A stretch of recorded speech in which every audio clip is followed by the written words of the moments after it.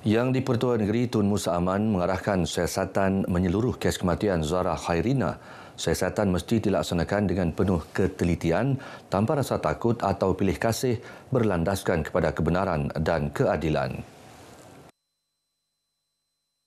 Istana Seri Kinabalu dalam kenyataan menegaskan bahawa setiap aspek mesti disiasat sepenuhnya. Pada masa sama, pihak istana menyeru orang ramai, terutamanya pengguna media sosial, supaya tidak membuat seberang spekulasi, menyebarkan tuduhan tidak berasas atau menggalakkan teori konspirasi berhubung kes tersebut. Tindakan sedemikian bukan sahaja boleh menggugat integriti siasatan, malah boleh menyebabkan kesedihan yang lebih mendalam kepada keluarga Zara yang sedang berduka. Tun Musa dan Toh Puan Farida Tusin bersama seluruh rakyat merakamkan ucapan takziah dan simpati kepada keluarga Zara. Sementara itu, Majlis Tahlil dan Doa Peringkat Negeri khusus untuk Allahyarhamah Zara akan diadakan Khamis ini selepas solat Maghrib di Masjid Bandaraya Kota Kinabalu. Majlis yang sama akan turut diadakan secara serentak di semua masjid dan surau di seluruh negeri pada tarikh berkenaan. Institut Pengajian Islam dan Dakwah Sabah IPDAS Aset Penting melahirkan pendakwah berkualiti dalam menyuburkan syiar Islam. Pembangunan pesat institut berkenaan diyakini dapat memberi impak positif kepada persekitaran kampus yang lebih selesa dan sejahtera. Yang di-Pertua Negeri Sabah Tun Musa Aman berkata, pendekatan dakwah di Sabah memerlukan ketertiban, kelembutan dan hikmah tinggi untuk menyantuni masyarakat berbilang etnik dan budaya. Beliau berucap merasmikan Majlis Istiadat Convocation IPDAS ke-19 di Pusat Konvensyen Antarabangsa Sabah Kota Kinabalu. Tun Musa turut merakamkan penghargaan kepada JAKIM atas komitmen membantu pembangunan IPDAS dan memartabatkan syiar Islam di negeri ini. Beliau berpesan agar para graduan tidak melupakan jasa dan pengorbanan ibu bapa, pensyarat dan rakan perjuangan yang memberi sokongan sehingga berjaya. Seramai 305 orang graduan diraihkan dalam majlis ini. Mereka terdiri 97 graduan diploma dakwah Islamia, 28 graduan sijil pengajian Islam, 167 graduan sijil asas pengajian Islam Malaysia SAPIM IPDAS Kampus Kudat serta 13 graduan SAPIM di Masjid Bandaraya Kota Kinabalu. Kerajaan meluluskan 389 projek pembangunan semula sekolah yang mempunyai bangunan daif di Sabah dengan kos berjumlah 6.07 bilion ringgit dari 2016 hingga Ogos ini. Timbalan Menteri Pendidikan Wong Kah Woo berkata, daripada jumlah itu 233 projek telah siap, 64 projek dalam fasa pembinaan, manakala 92 projek pada fasa prabina. Bagi tahun 2023, jumlah projek yang diluluskan adalah sebanyak 23 projek dengan jumlah kos projek 776.6 juta dan status projek 7 di peringkat prabina dan 16 di peringkat pembinaan. Wong menyatakan demikian ketika menjawab soalan Wakil Sempurna Datuk Seri Panglima Muhammad Syafiee Abdal mengenai jumlah sekolah daif serta jumlah peruntukan penyelenggaraan bangunan sekolah di Sabah di Dewan Rakyat. Dalam sesi sama, Timbalan Menteri Pertahanan Adli Zahari berkata, keupayaan aset pertahanan sentiasa dipertingkat bagi memastikan kedaulatan dan keselamatan negara kekal terjamin. Ini termasuk peningkatan keupayaan radar untuk mengawasi perairan Sabah dan Laut Cina Selatan.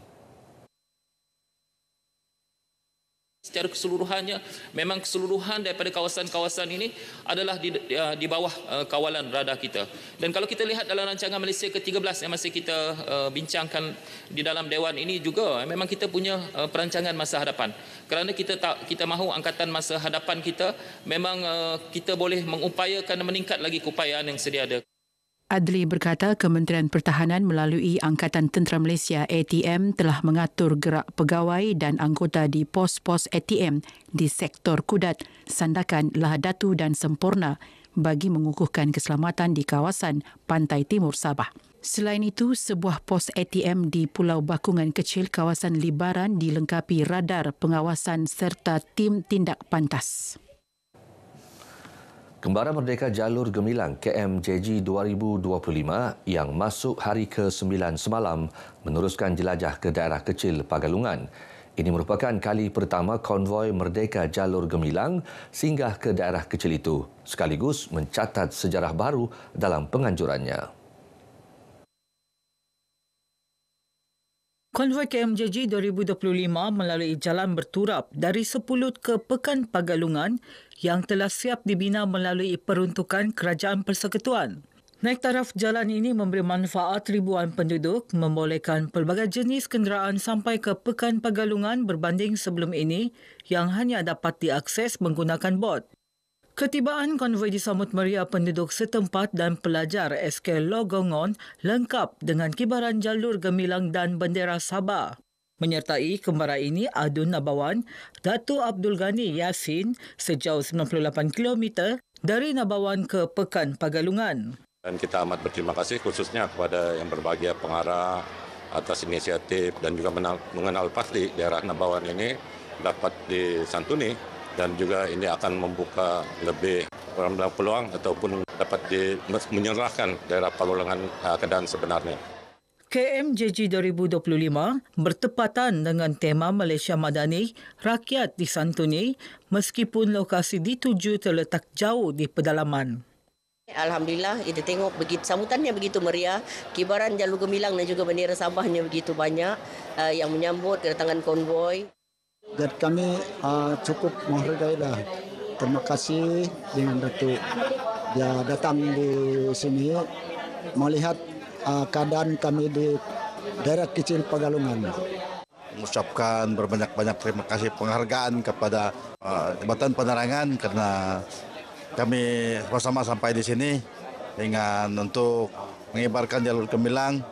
Pertama kali nampak SMK Pagalungan, nampak dia punya sungai Pagalungan, dia punya infrastruktur, dia punya sekolah pun menarik, dia punya rakyat-rakyat di sini, penduduk-penduduknya sangat menghormati.